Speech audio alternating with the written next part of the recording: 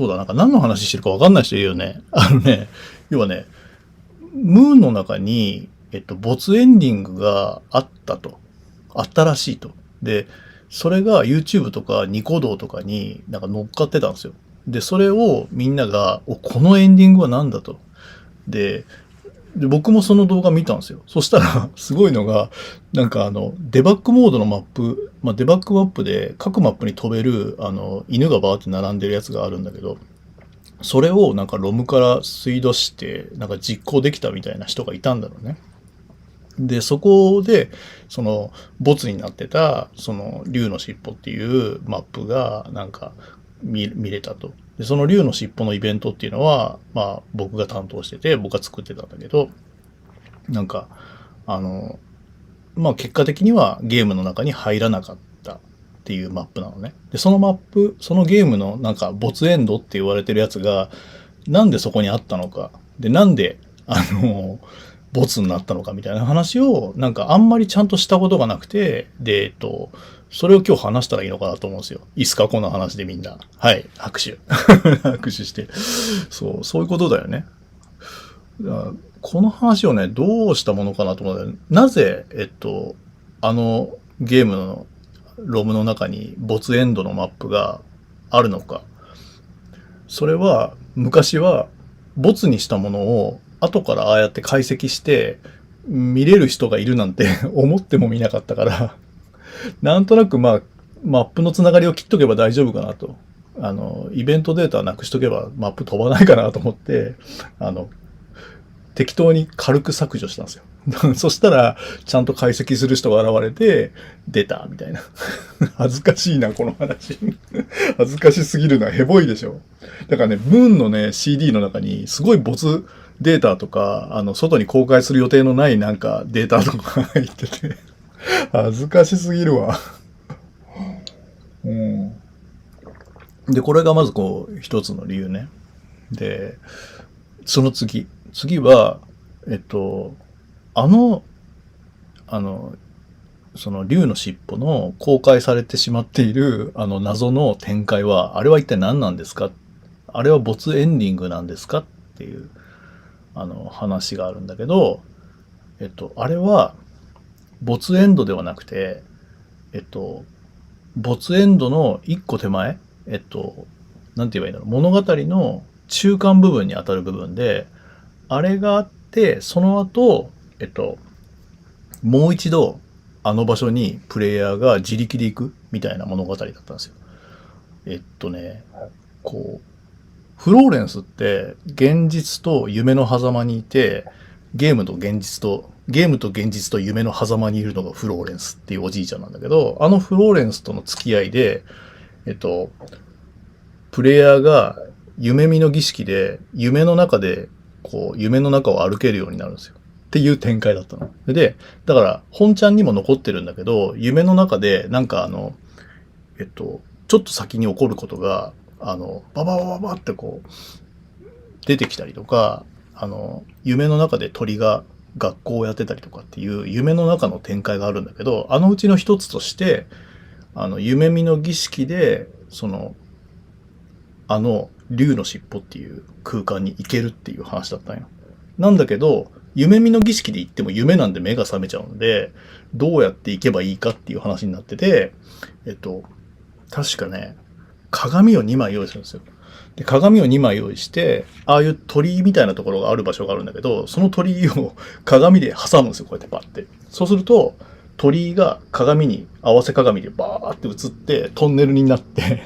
で、そこをプレイヤーが行くと竜の尻尾に行けるっていう、そのイベントを、まあ作りかけてて、そのイベントさえ作れば接続できる状態になってたんだけど、で、最後もう一回、竜の尻尾に自力で行ったら、竜の尻尾にさっき自分が言ってた自分も含めて、なんかそこの場で起こってたことを追体験するんですよ。で、そこで、プレイヤーが関与して最後クリアするような物語を考えてた。で、なんだけど、まあ、あれは結局、ボツにした。で、ボツにした理由っていうのは、まあ、様々な理由があるんだけど、まあ、一つは、なんか、こう、アドリブで作ってるじゃん。で、あれもまあ思い切って自分が最初に思ってる結末までバーって作ってやれと思って作ってたんだけど、作ってる途中に、モンスターキャッチをさ、モンスターキャッチも作ってたんだよ。で、モンスターキャッチのシステムって、最初粘土でモンスターが逃げてるのを捕まえて、魂をね、幽霊を捕まえるんだけど、UFO が来て、それを連れていくっていうところ最初なかったんですよ。なんか成仏する感じだったの。でもやってる時になんかつまんないねって話になって、で、UFO とかで連れて行こうみたいな話とかが生まれてきた時に、UFO キャッチャーかと。面白いなと。これどこに連れて行くかねって言った時に、こう、話してたら、やっぱりそこ、月なんじゃないのかと。ムーンだし、みたいな話があった時に、バババって突然こう、ひらめいて、なんかこう、月の世界はきっと粘土でできてるんだろうな、とか。そういうこう、なんかこう、なんだろう。まあ、なんだろうな、モンスターの行き場所みたいなやつを、その魂の行き場所を死後の世界じゃなくて、物理的な、なんか月に帰ってた方が面白いやん、みたいな感じになって、で、その時に、あーって思ったのよ。なんかこう、そっちの方が面白いわと思って。で、それだったら全員月にいて、なんかそれを勇者が殺しに来るとかの方が分かりやすいかなとか、なんかそういうことを思って、急遽なんか整理し直すんだよね。だから、皆さんが、コアファンだったらご存知の裏設定とかもほとんど、僕が入ってからの僕の考えの中では同じなんだけど、最後の結末のとこだけ、いろいろこう整理して変えたみたいな感じですね、さらに。で僕がね、それでね、笑うのは今だったら絶対やんないけど、この竜の尻尾を2週間ぐらいで、まあ特感で作ったんだけど、作ってる間に月の話を思いつくのさ。だから、しまったと思って、で、足立さんとかに、効果音のミーティングとかで、これ作ってくださいとか頼みまくった後に、3日後か2日後ぐらいに、やばい違うと思って、倉島さんにこういうデザインで、こういう絵で、月にこういう、なんていうの、お女王様がいてみたいな。で、こう、勇者がこうに来て、こういう場所だからっつって、こう、図書いて、なんかいきなり作り直すんだけど、作り直したものが全く違うもので、ただもう、その時、これ作り直す時に粘土で作らないと、これできないんで、粘土作るじゃん。月とか粘土で作るんよ。で、城も粘土で作るじゃん。そうすると、もう一回作っちゃうと、今度はさすがに巻き戻せないから必死だった。これはもう失敗できないと思って、粘土で作って取り込んでってやったらもう作業的にはね、そう、大変だから、なんか、で、物語のでも展開的に言うと、まあ、そういうのは両方とも僕は大好きな世界なのね。結局、なんて言えばいいんだろうな。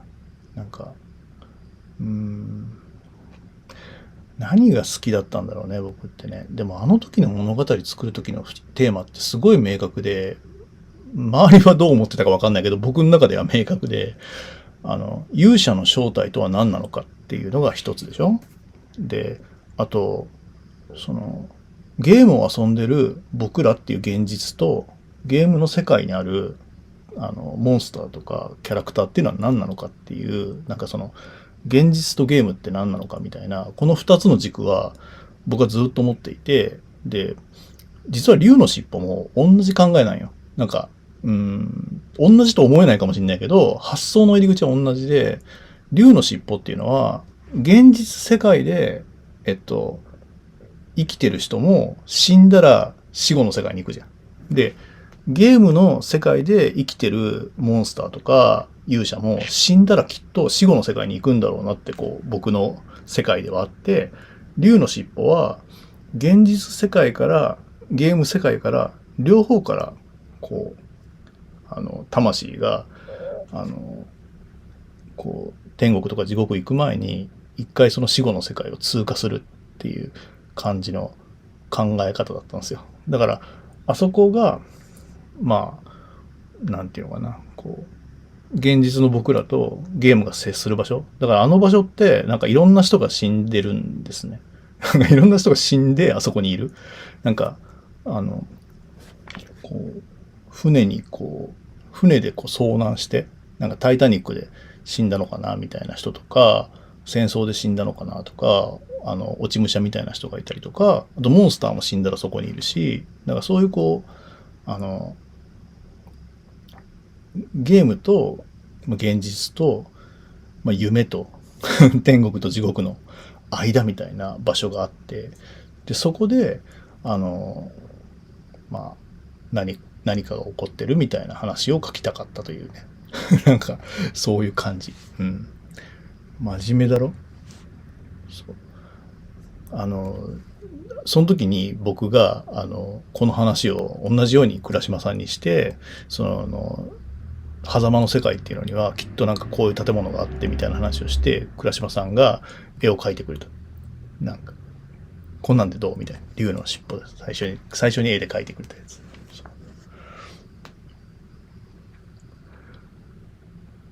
いいよね。なんかこう暗闇の空間にこれがいて、なんかこうそこをずっと歩いていくっていうイメージ。そうそうなんだろうね。僕はあの頃こそうだな。ね、銀河鉄道の999じゃなくて、銀河鉄道の夜ってみんな読んだ？宮沢賢治の。僕すごくあれが好きだったのね。なんかカンパネルラとジョバンニがその乗ってる電車の中で、なんかそこにいろんな人が座ってるじゃない。なんかお客さんに会うじゃない。でみんな現実世界でどうやらこう死んできたのかなみたいになるじゃん。ああいうなんかこうイメージとか好きだったし、あとあの頃26歳ぐらいのね、僕が好きだったものとしては、あとはね、カルロス・カスタネダっていう、なんかネイティブアメリカンの人の本があったんだけど、文化人類学者の人がネイティブアメリカンのことをなんか書いてた本なんだけど、それがすごく面白くて、なんかやっぱこう、人間って、なんか現実で見えてるものじゃない、なんか別のレイヤーみたいなのがあって、そういう、あの、なんかこう、夢とも言い難い何かがあんのかなみたいなそういうこう想像力をかき立てられる本だったんだよね。未知の次元っていう本だったんだけど、なんか、ああいうのとかが、なんか、総合して、なんか僕の頭の中で、なんか結末づいて、いろいろ考えてた。それがだから、こう、竜の尻尾となって現れたのかなというね。ちょっとコーヒー飲むね。ご視聴ありがとうございました。チャンネルの登録もよろしくお願いします。